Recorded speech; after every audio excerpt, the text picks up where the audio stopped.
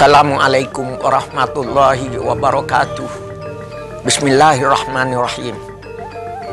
Pemirsa yang dimuliakan Allah, saat ini saya untuk kedua kalinya ingin menyampaikan kemuliaan dari cara berdakwah Kanjeng Sunan Kudus.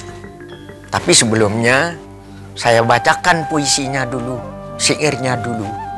Sunan Kudus Sayyid Ja'far Shadiq berjiwa lembut sebagai pendidik. Orang banyak senang serta tertarik untuk beriman, berakhlak baik. Lah Sunan Kudus itu akhlaknya sangat baik sekali. Dan beliau sebelum berdakwah, beliau adalah seorang pedagang yang sangat kaya sekali pada waktu itu. Dan cara berdagang beliau itu punya satu modal, yaitu modal kejujuran. Dan di dalam berdagang, beliau tidak hanya ingin mendapatkan keuntungan yang sebanyak-banyaknya, tidak. Jadi beliau itu di dalam berdagang dengan cara yang halal, yaitu menyampaikan materi-materi, barang-barang yang dibutuhkan oleh masyarakat, dan beliau hanya mengambil keuntungan sedikit. Karena beliau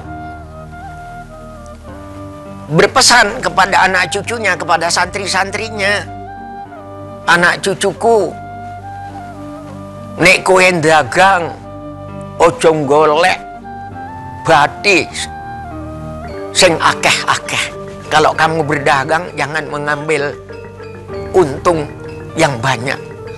Jadi itu artinya mengambil yang keuntungan yang sedikit, pembeli tidak begitu rugi. Pembeli merasa disenangkan dengan cara Sunan Kudus itu. Jadi ini juga harus dicatat oleh kita sekarang yang ingin berdagang, yang ingin berguru kepada Sunan Kudus. Kalau berdagang, jangan banyak-banyak mengambil untung, mengambil bathi.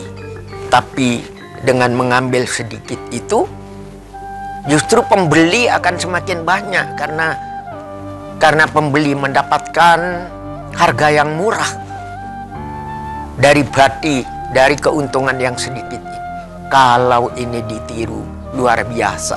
Antara kita sebagai pedagang dengan saudara kita pembeli, ada hubungan kasih sayang yang baik. Saya menjual dengan harga murah biar Anda merasa senang. Ya, saya membeli dengan harga murah dan saya senang serta hormat kepada Anda. Makanya setelah Sunan Kudus ini menjadi penyebar agama Islam, menjadi pendidik di pesantren, orang banyak sekali berbondong-bondong menyerahkan anaknya untuk belajar, berguru, nyantri kepada beliau untuk belajar bagaimana kehidupan berakhlak mulia di dunia dan bagaimana mengabdi kepada Allah untuk mendapatkan kesenangan, kemuliaan, serta kebahagiaan kelak di akhirat. Cara-cara yang disampaikan oleh Sunan Kudus ini sudah pantas sekali kalau kita ambil sebagai modal akhlak untuk hidup di zaman modern ini. Walaupun zaman telah melaju, zaman sudah milenial, tapi kejujuran, mengambil keuntungan yang sedikit, itu perlu kita perhatikan untuk menjamin bahwa sebenarnya antara pedagang dengan pembeli adalah saudara yang tidak untuk saling merugikan di antara yang satu dengan yang lain. Tetapi selain itu, setelah kerajaan Demak berdiri, Sunan Kudus menjadi panglima perang kerajaan Kudus. Jadi beliau ini selain mempunyai kelembutan, beliau juga punya keberanian untuk membela kebenaran, untuk membela agama.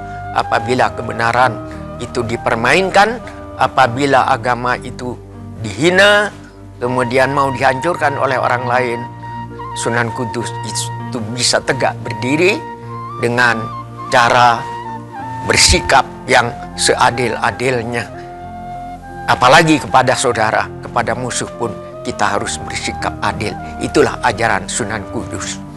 Sunan Kudus, Sayyid Ja'far Shadiq, berjiwa lembut sebagai pendidik. Orang banyak senang dan tertarik untuk beriman, berakhlak baik. Sekian, wassalamualaikum warahmatullahi wabarakatuh.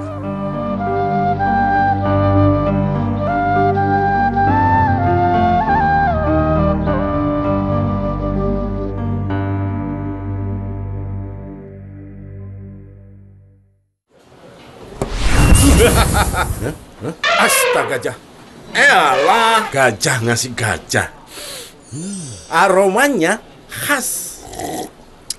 Rasanya mantap. Kita terawang rahasianya. Dari racikan warisan, hasilkan kopi tubruk sejati. Ini baru kopi. Manisnya bisa diatur.